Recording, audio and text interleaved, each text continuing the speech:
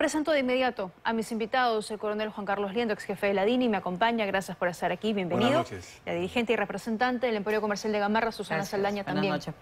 Bienvenida, gracias por acompañarnos. A los dos, a ver, vamos un poco en orden. Ayer hubo un paro contundente, usted estuvo también en esta paralización, pero la ciudad no se ha detenido. El día de hoy los trabajadores del gremio de construcción civil también han salido a protestar. Es claro que el país se sigue movilizando porque quiere ser escuchado por las autoridades. La pregunta es si esto está sirviendo de algo y si el gobierno lo está notando. ¿Qué piensa, señora Saldaña? Yo creo que sí sirve de algo.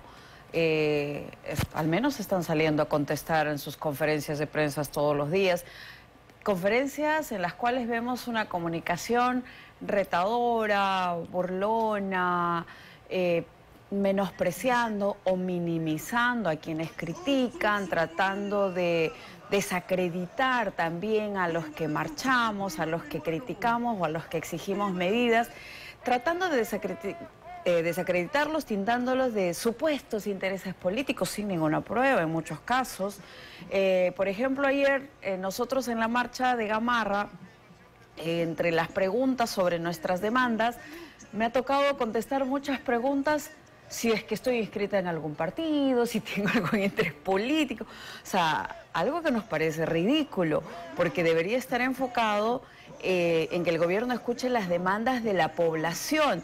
Pero el meter esto en la agenda es tratar de desacreditar y no querer ver una realidad que es palpable, que la ciudad, no solo la ciudad, que el país se está movilizando porque necesita ser escuchado, porque estamos marchando por nuestra vida. O sea, ¿cómo es posible que un país se tenga que movilizar por su derecho a vivir, por su derecho a no morir, trabajando por no pagar un cupo? Claro. 3 movilizaciones en menos de un mes, coronel Liendo, frente a las cuales todas responden al mismo objetivo, ¿no? Lo que dice la señora Saldaña, seguridad, exacto. Querer trabajar con tranquilidad, sin miedo a que nos sigan matando. Porque además la gente se da cuenta que la estrategia que dice el gobierno que está ejecutando y que es, en palabras de ellos, muy exitosa y está trayendo resultados positivos, en la realidad no es así. Definitivamente. Y tenemos que miles de personas, trabajadores organizados, tienen que dejar de trabajar, ganar el sol del día, porque aquí se vive en el día a día, para protestar por la seguridad de ellos, de su familia, y poder trabajar y vivir en paz. O sea, esto es inédito en nuestra historia. Hay manipulación política siempre de personas interesadas, pero la manifestación del día de ayer en Lima y en los alrededores ha sido contundente. Ese es un hecho cierto. Pero preguntaste hace un momento, ¿no? ¿Sirven estas marchas? Sí. Obviamente estas marchas son el reflejo espontáneo de un reclamo vital para los ciudadanos peruanos, su seguridad, la seguridad de su vida. Pero, ¿de qué sirve? Sirve de catalizador para tomar conciencia de que no se puede permitir más políticos del tipo que hoy nos gobiernan, que son indolentes, frívolos, incompetentes, incapaces, corruptos en su gran mayoría, o sea, que no responden a los intereses de la población, solo responden a los intereses de su sueldo de fin de mes, de los honores que tienen, ¿no? Y quieren llegar al 2026 como sea. O sea, lamentablemente el gobierno está en un proceso de negacionismo total.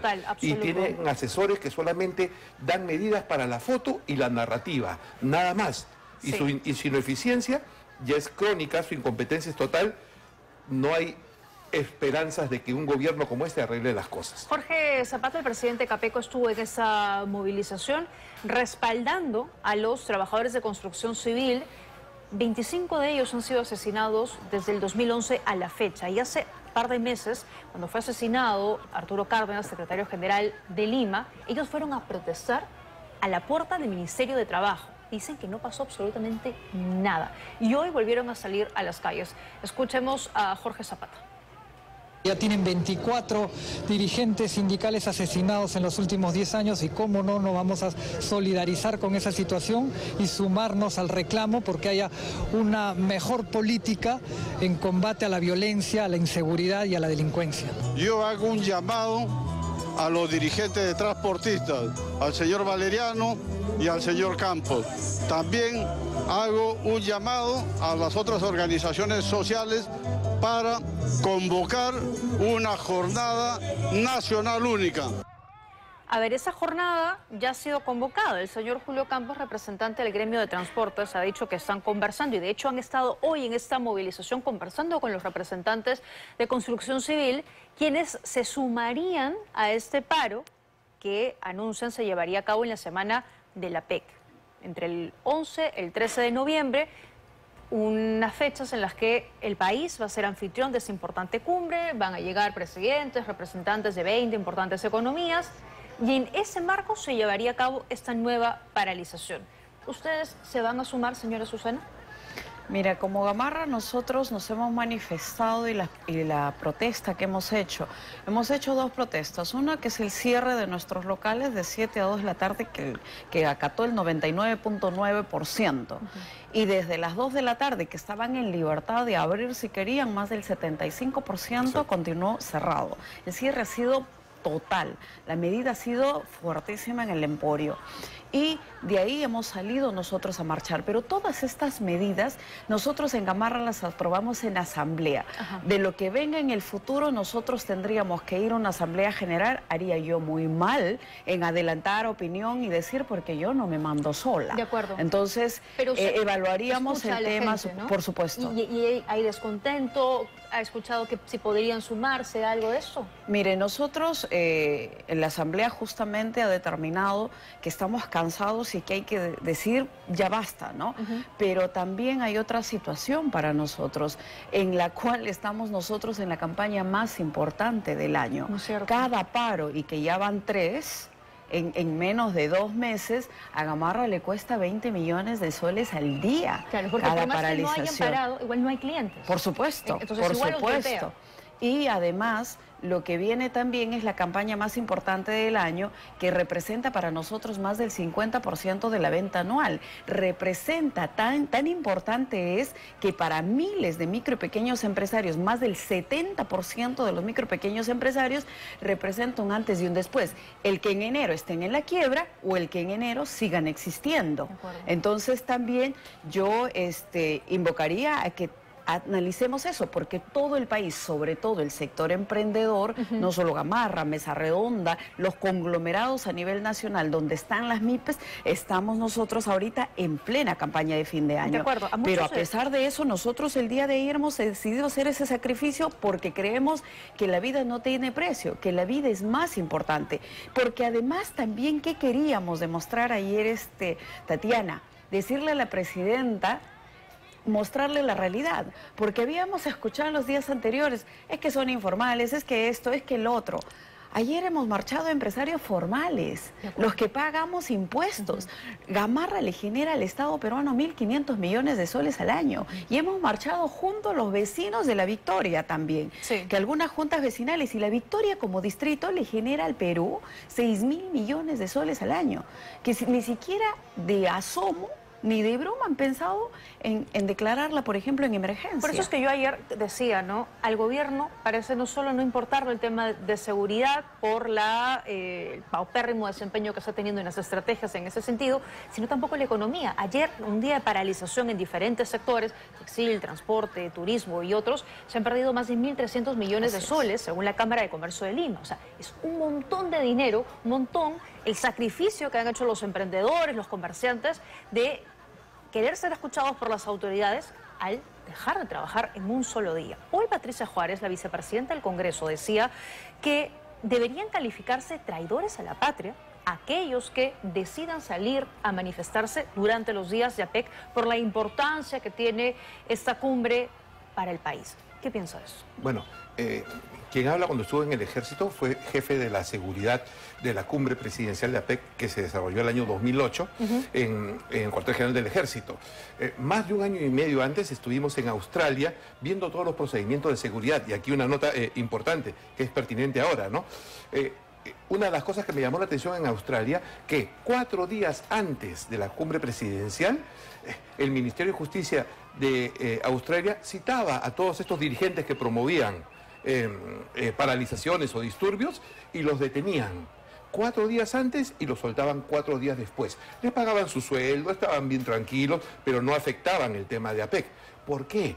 Porque el tema de APEC es una puerta y una ventana abierta del país hacia el mundo.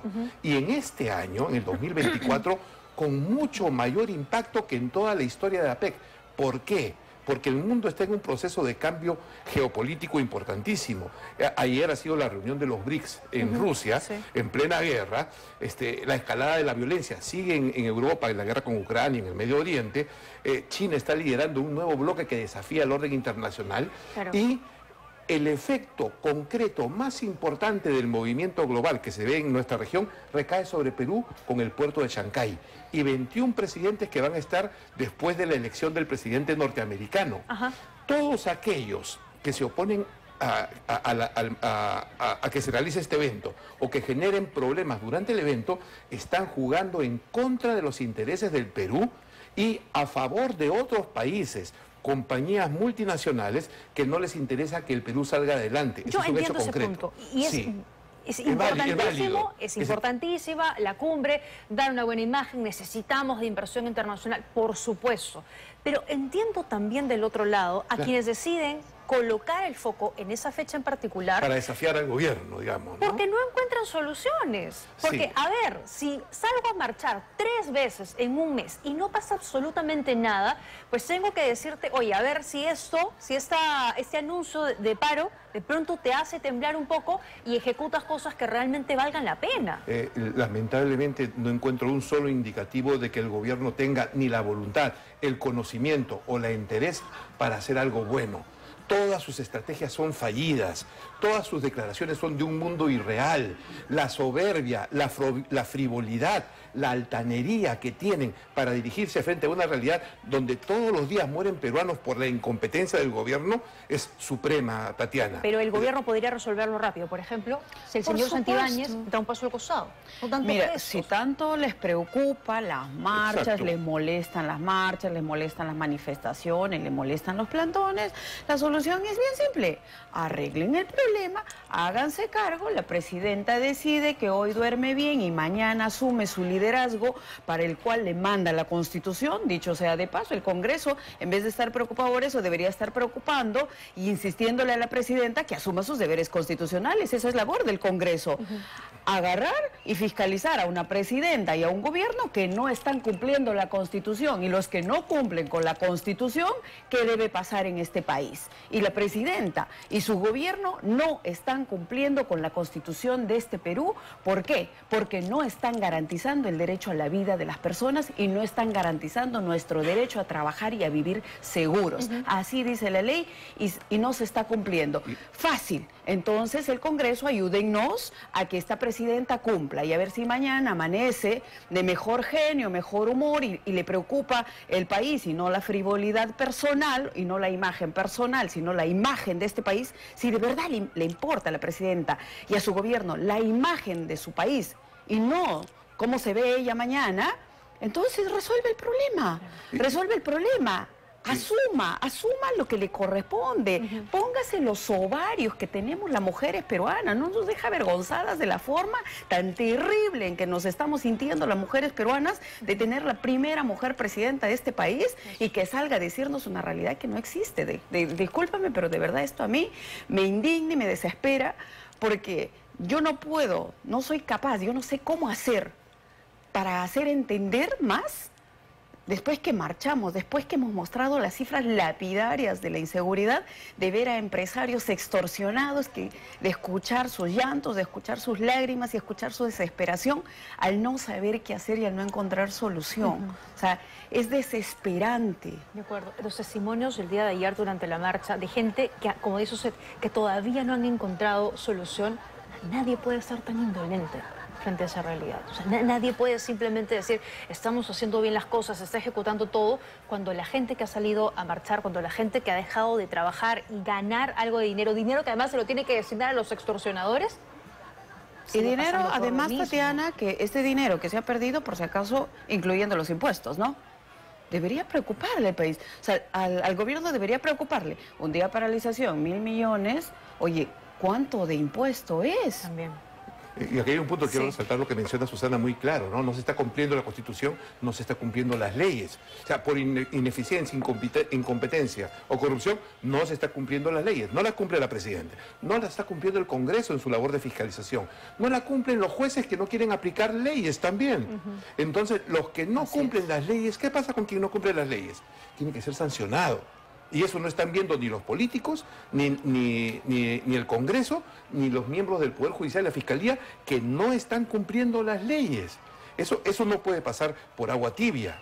De acuerdo, es que la criminalidad encuentra un espacio muy cómodo en la debilidad institucional. Están que tenemos. alimentando el crimen por la falta de institucionalidad, principios. Están alimentando el crimen con la frivolidad, con el negacionismo, con esas ínfulas de superioridad que con ello quieren cubrir su total incompetencia. Y eso fortalece al crimen día a día. Hoy día, Tatiana, han entrado a una casa, han asesinado a una madre y a sus niños. Sí, es terrible. O sea, ¿hasta dónde más vamos a llegar? Ya van 6 en 12 horas. ¿Quieren números el primer ministro, el ministro del Interior? Ahí los tiene. ¿No? Ahí los tiene. ¿O quiere que se incremente? No. Se necesita cierta estabilidad para la PEC. Es cierto. Pero no es indispensable un ministro tan incompetente como el que tenemos. Si la señora Presidenta quiere hacer algo serio, mañana mismo debería estar despidiendo al ministro del Interior, que es una vergüenza nacional. O sea, si no lo hace, que asuma las consecuencias. Bueno, en sus planes por lo menos no está. Y ya que hablaba de cifras, quiero presentar cifras que ustedes han presentado el día de hoy, señora Saldaña, una encuesta que se ha hecho entre los trabajadores, los emprendedores, empresarios de Gamarra. Me parece sumamente interesante porque es el reflejo de lo que está pasando en la ciudad y en todo el país. Fíjense, vamos a compartirlas de inmediato. ¿Ha sido usted víctima de inseguridad en los últimos 12 meses? Le preguntaron a los trabajadores de Gamarra. ¿Qué dijeron? Sí, un total de 970 empresarios, casi el 90%. No respondieron 130 empresarios, poco más del 12%, pero es contundente la cantidad de empresarios de Gamarra que han sido víctimas de la inseguridad. Vamos a seguir avanzando y de ahí las vamos comentando. ¿De qué tipo de delito ha sido víctima? Fíjense, la mayoría, más del 70% de robo. Y luego, en color verde y rojo, está la extorsión y amenazas, delitos de los que hablamos con mucha frecuencia, y otros medios el 10%. Pero esos son los delitos básicamente los que han sido víctimas los empresarios de Gamarra. ¿Qué más tenemos? ¿Realizó usted la denuncia ante las autoridades? Esto es interesante. 39% dice que sí fue a la comisaría y denunció. Mientras que la mayoría, el 61%, no denunció. Y la siguiente claqueta nos va a dar la respuesta. En caso que usted haya hecho la denuncia, ¿no? Este 40% que casi denunció, ¿tuvo respuesta o solución? No. 94% no tuvo respuesta, no tuvo solución. Ahí está la respuesta de por qué la gente no denuncia. No hay confianza, saben que las cosas no se van a arreglar, que no van a atrapar a los delincuentes, que no van a reducir la criminalidad, y apenas un 6% que sí encontró una solución.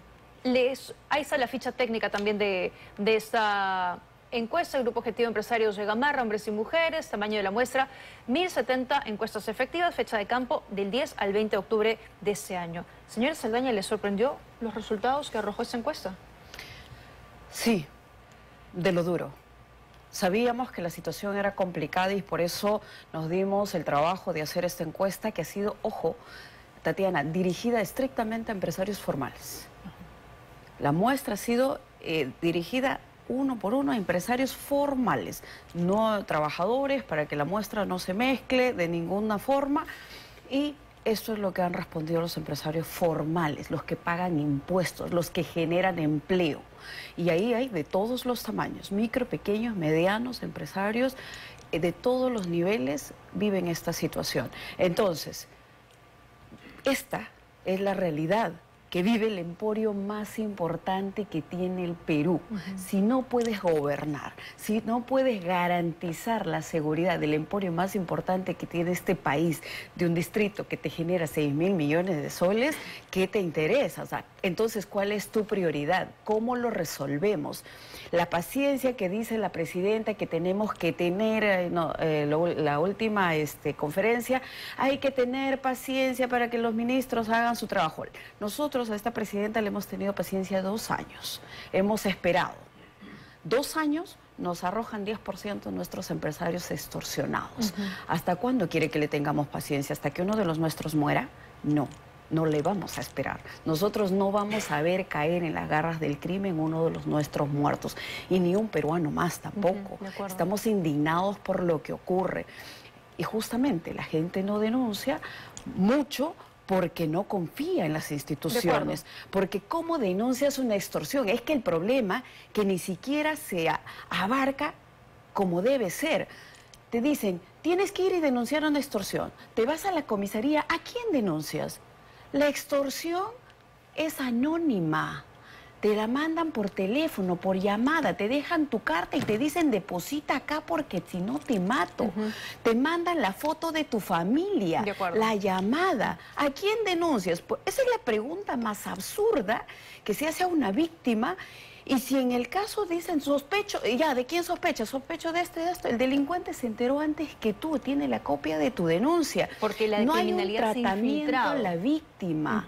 A la víctima se le descuida por completo. Entonces, lo que tiene que hacerse es reforzarse la unidad especializada para que atienda extorsiones en la DIRINCRE, que yo ahora sé que existe por los casos que me ha llegado y que he tenido que convencer a los empresarios, darles la calma, la tranquilidad, animarlos a que denuncien porque no quieren, porque están aterrorizados. De acuerdo. Por eso es que el gobierno anunció hace algunas semanas que estaba implementando una línea exclusiva para atender denuncias por extorsión, la línea 111.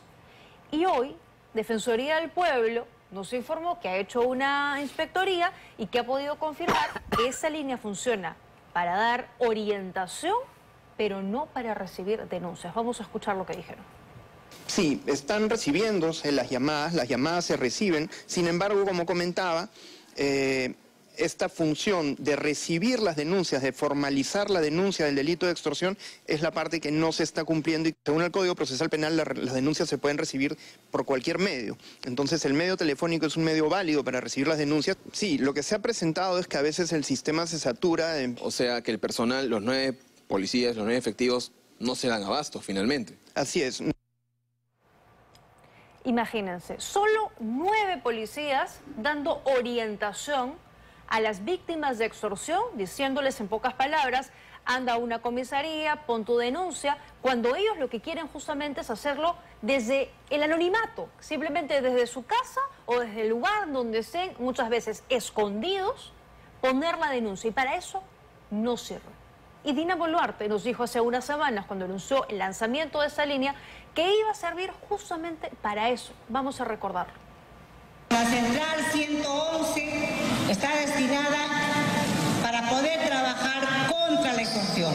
Y le decimos a cada compatriota que no están solos, que tienen un camino para denunciar, llamen al 111 y su llamada será reservada, y no solamente reservada, sino que inmediatamente la policía actuará para su protección. Así trabajamos en nuestro gobierno, con hechos que se pueden palpar y se pueden probar. Hechos que se pueden ver, hechos que se pueden tocar, que se pueden palpar, ninguno de eso, nada de eso. No sirve para poner denuncias. Y de hecho no solo es lo que dice la presidenta Dina Boluarte. Leo la norma. La ley dice que la creación de esa ley tiene 3 objetivos. El primero es orientar a los extorsionados, recibir las denuncias de las víctimas de extorsión y, como tercer punto, iniciar acciones de investigación. Solo sirve para lo primero. Para lo demás, nada. Decía usted, ¿a dónde va a denunciar la gente? Lo que pasa es que tiene que haber una forma de custodiar la seguridad de la víctima y no revictimizarla como se está haciendo con estas orientaciones, porque dejas a la víctima que otra vez no confíe en el sistema y esto solo está dañando la buena imagen de la policía.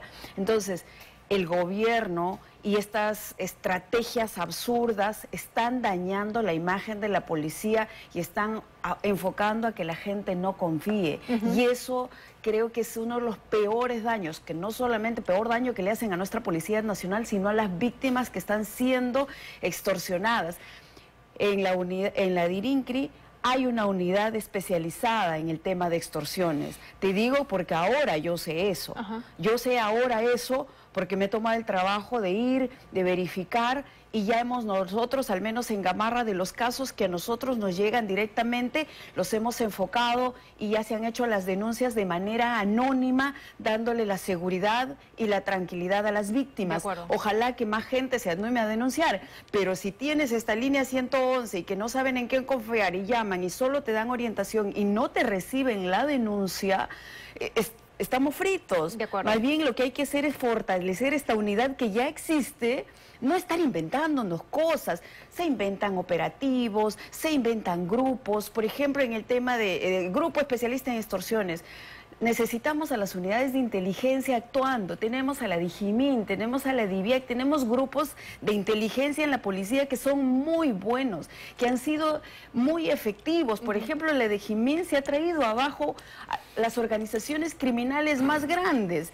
Claro, por ejemplo, los intocables ediles, pero han pasado 5 años y la Gran Fiscalía de la Nación no presenta una acusación. Entonces, por eso también es importante una reforma del sistema de justicia urgente, pero antes que eso, hay que empezar a reformar ahorita. Pero antes que eso necesitamos acciones concretas de ahorita. Nosotros por eso pedimos, por ejemplo, que la Victoria se declare en emergencia, pero con medidas efectivas, bien planificadas, que se puedan medir en números todos los días. De acuerdo. Porque si no, es muy cierto lo que dice la señora Saldaña, ¿no? Se anuncia con bombos y platillos la creación de esa línea, se le dice a la gente, denuncien, confíen en nosotros, estamos haciendo bien las cosas. No solo lo ha dicho la presidenta Dina Boluarte, lo ha dicho el ministro Santibáñez muchas veces, el premier Adrián Sen también, y a la hora descubrimos que solo hay 9 policías y que no se está cumpliendo con esa función. Bueno, le estarán mintiendo a la presidenta, o la presidenta está rodeada de una serie de ineptos en temas de seguridad.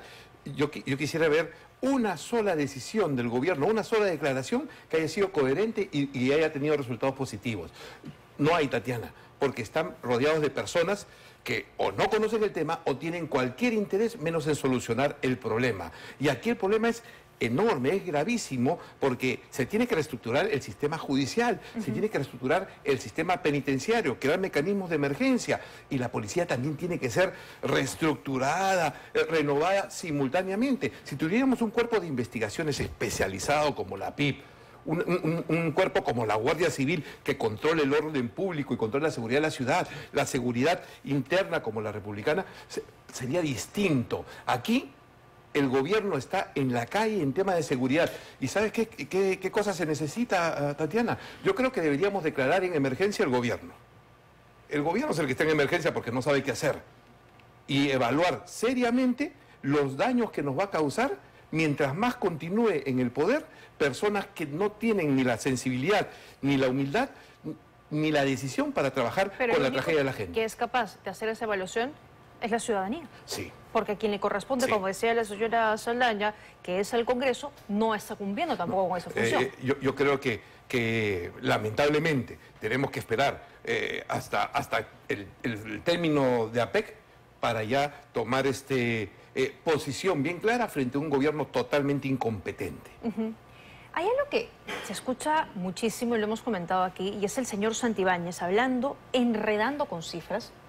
Lo escuchamos casi a diario, bueno, últimamente ya no suele tanto, pero dando cifras de desarticulación de bandas, de capturas y, en fin, diciendo que las cosas van bien. Pero hemos notado que hay contradicciones entre las cifras que nos da el ministro del Interior y las que anuncia la presidenta Dina Boluarte. Vamos a escuchar lo que dijo el viernes, la semana pasada, la presidenta de la República respecto a capturas, a detenciones, a desarticulación de bandas, y solo 5 días después, el día de ayer, miércoles, en conferencia de prensa, el ministro del Interior. Durante el estado de emergencia en Lima y Callao, se ha capturado a más de 180 requisitoriados y hemos desarticulado más de 60 bandas criminales. los resultados que nosotros tenemos son absolutamente positivos. En lo que va del estado de emergencia, tenemos más de 10.570 operativos que han tenido resultados. Hemos desarticulado más de 453 bandas criminales y 7 organizaciones criminales. Hemos detenido a más de 4.006 personas con requisitorias. Si cree que eso no es positivo, entonces no tiene las cifras correctas. Bueno, ¿han visto la diferencia enorme? Dina Boluarte nos decía, se han desarticulado más de 60 bandas, cuando el señor Santibáñez habla de más de 400 bandas. La señora Dina Boluarte decía 180 requisitoriados que han sido capturados. El señor Santibáñez habla de más de 4.000 detenciones con requisitorias. ¿Tanta diferencia puede haber en 5 días o qué está pasando en el gobierno? No, definitivamente el gobierno es una suma de contradicciones. Es una suma de decisiones cerradas, no hay una estrategia, no hay plan, porque la dimensión de esto ha sobrepasado la capacidad del Estado. Y aquí personas como el ministro del Interior y la jefatura de la institución policial son los que están perjudicando más a la policía y el principal obstáculo para que cumplan con su función. Porque si hay gente preparada, si hay gente que se entrega mañana, tarde y noche. Yo alentaría a los mandos intermedios, a los coroneles, jóvenes, comandantes, que vayan preparando sus medidas porque estos señores que están en el poder no van a durar mucho tiempo. Y es hora que la policía haga su trabajo con las personas que sí saben, que se conozcan y van a tener todo el apoyo de nuestra ciudadanía. Pero como políticos como esos, con jefes policiales como los que existen, no se va a llegar a ningún lado, porque son los culpables de la situación de seguridad, tienen nombre y apellido, tienen DNI, y aquí la crisis de seguridad crece, se incrementa cada día con la tragedia y el dolor de todos los peruanos. Esto tiene responsables y el responsable político es el principal responsable de todo esto. ¿Y qué pasa en La Victoria en relación a esto, ¿no? Y a las autoridades policiales? Porque el alcalde decía que quiere que se cambie al comisario de la comisaría que está cerca de Gamarra, es la de Apolo, ¿no es cierto? Sí. ¿Ustedes coinciden con esa solicitud? En realidad es la solicitud nuestra, es la solicitud de nuestro petitorio, porque nosotros creemos... Es más, hemos pedido incluso el cambio del ministro del Interior y la reorganización de la comisaría de Apolo, empezando por la reorganización de la comisaría de Apolo, cambiando al comisario, y yo creo que hay que cambiar incluso a todos los policías que están en esa comisaría mucho tiempo. Bueno, te doy un dato bien concreto. Hace algunos meses se capturó como parte de una organización criminal, la misma policía, a un alférez que estaba encargado de la seguridad de Gamarra, que pertenecía a la comisaría de Apolo y era parte de una organización criminal. Ese es el nivel que tenemos. De acuerdo, ahí. Entiendo. Entonces, el comisario de Apolo no ha dado la talla que se necesita, no sentimos que está de lado su gestión pensando en nosotros, porque no se está dando las facilidades que se necesitan para actuar en conjunto. Nosotros llevamos meses trabajando, por ejemplo, en mesas de trabajo con la 7ª región y se han destinado desde mayo aproximadamente, entre abril y mayo, una dotación policial. Pero la decisión que tome la región y la dotación policial que llegue a Gamarra, de pronto un día nos dicen que deben llegar 80, otro día llegan 30, otro día llegan 20 y hay días que no hay ni uno. Por ejemplo, el 30 de agosto no llegó ninguno, se dio el asalto a un cambista. Por ejemplo, hace menos de 2 meses casi asesinan a uno de los fiscalizadores que los cobradores de cupos lo agarraron, lo golpearon, le ha dejado 40 puntos entre la cabeza y el rostro, le han dañado la vida a este muchacho, y que no había a esa hora de entre 3 y 4 de la tarde ni un policía teniendo dotación policial designada al Emporio. Y hasta el día de hoy no cae ni un responsable. Y nosotros el 30 de agosto dijimos, ¿dónde están los responsables? Que dicho sea de paso, la policía llegó ese día de que golpean al fiscalizador que casi lo matan, en flagrancia, atrapó, porque se hizo público, atrapó a 5, uno de ellos el cabecilla, un apodado el tal Chamaco. Pregúntame qué pasó. Le dieron prisión preventiva, lo fue a anunciar el mismo ministro, incluso me acuerdo, a Gamarra. ¿Y luego? En una semana el Poder Judicial lo liberó. Increíble, eso es como funciona. Y sigue por si acaso delinquiendo, pero y sigue ahí. Es la crisis total del sistema y lo que pasa en Gamarra es un Perú chiquito. Lo que pasa Pero en es el reflejo de lo que está ocurriendo en el país.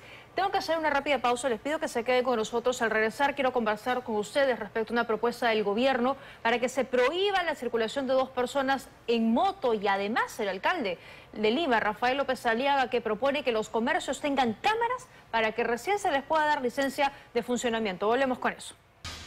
El ministro de Transportes anunció ayer que quiere restringir la circulación de 2 personas en moto en los distritos que han sido declarados en estado de emergencia. Vamos a escuchar lo que dijo. Estamos trabajando, estamos ya cerrando la redacción de un decreto supremo a efectos del tema del desplazamiento de las motos lineales con un solo pasajero en situaciones de emergencia, que permita, restringiendo los derechos que la Constitución permite restringir en el marco de un estado de emergencia, permita que las motos no operen con más de un solo conductor y que podamos fiscalizar eso. Señor Liendo, ¿esto servirá de algo? Bueno, yo soy convencido que medidas aisladas no van a servir de mucho, y en otros países este tipo de medidas, como en Colombia, no dieron nunca los resultados esperados. O sea, puede haber un deseo de intención de hacer algo, y se enfocan en lo pequeño. O sea, ninguna medida aislada va a dar un resultado por este desborde del crimen, porque son medidas aisladas. Aquí se requieren medidas concretas, extremas, urgentes, de aplicación inmediata. En un escenario donde la policía ha sido rebasada, como ya lo he dicho en otras oportunidades, va a ser inevitable que las Fuerzas Armadas, básicamente el ejército, se haga cargo del orden interno, como en otros países. Es necesario un llamamiento de reservistas, una ley específica para ello, competencias del fuero militar, control territorial para asegurar zonas, y todo un plan diseñado desde el Consejo de Seguridad, que es el organismo que el Estado y las leyes configuran para responder situaciones de crisis, pero ningún político quiere utilizar el Consejo de Seguridad Nacional, porque ahí se requiere firmar las decisiones, los presupuestos, las prioridades, los planes, las estrategias, las personas responsables, todo con firma de los miembros del Consejo de Seguridad, y nadie quiere tomarlo. Debería estar ahorita operando de manera permanente. Permanente las 24 horas. Señora Saldaña, hoy el alcalde de Lima, Rafael López Aliaga, ha dicho que propone que los negocios tengan que colocar 2 cámaras de seguridad para luego recién poder entregarles licencia de funcionamiento. ¿Qué piensa de esta propuesta? Supongo que será una broma, porque lo que veo con esta situación es que ¿acaso el Estado está tratando de trasladar su responsabilidad al privado? Mejor háganse un ladito y dejen que alguien que sepa lo haga. Ahorcando más el... O sea, me parece, de verdad, es un absurdo. O sea, te juro que ni siquiera sé cómo encontrarle un comentario adecuado a esto, un comentario técnico, porque la verdad es un absurdo. A ver, hay que tomar en cuenta algo más importante. En el Perú, y sobre todo en Lima y en los conglomerados, el 99.9% de empresarios son micro y pequeñas empresas. Tener 2 cámaras adicionales, primero, las cámaras no van a evitar el delito, por si acaso. Las cámaras sirven para registrar el delito. Exacto. O sea, y no lo y para tampoco, que lo pongamos en las redes o en los medios de comunicación. Entonces, no va a servir absolutamente de nada. O sea, estamos enfrentando una situación diferente. No, esto no es una broma. Sé que a varios no les va a gustar lo que yo diga, pero esto es un estado de guerra. Y si las autoridades no entienden que estamos en una guerra por la vida de los peruanos de bien, en una guerra contra el crimen organizado, el sicariato, la extorsión y las bandas criminales, si no lo entienden y no lo asumen y enfocan medidas en solucionar algo así, no estamos haciendo absolutamente nada. Dejen de engañarse y, por Dios, despidan esa gente, esos asesores. Usen nuestros impuestos de los empresarios formales y de los peruanos de bien y formales de este país, úsenlo adecuadamente. No les damos tantos impuestos para que contraten una serie de inútiles que tienen como asesores, porque ¿a quiénes contratan de asesores? A sus ayayeros, que les dicen que son una maravilla, que ellos caminan sobre las nubes y que pues el aura de ellos refleja la paz mundial, una vaina así. Entonces, ese tipo de gente que le pasa, creo que a todos los gobernantes, sobre todo a la presidenta, tienen que despedir a esos asesores que le están mintiendo a la cara y se están burlando. Y que entiendan y ministros que se atornillan al cargo solamente pues porque tienen ahí sus gollerías. Para ellos la inseguridad es una percepción. Claro, pero están seguros con nuestra plata, que se paga todo lo que ellos tienen. Ellos no les pasa nada. Gracias. Pero la gente... Es muy complicado, muy complejo. Yo les agradezco a los dos por haberme acompañado esta noche. Han sido muy gentiles con las ideas que han compartido con nuestra audiencia respecto a este problema que no tiene de momento solución. Pausa, volvemos.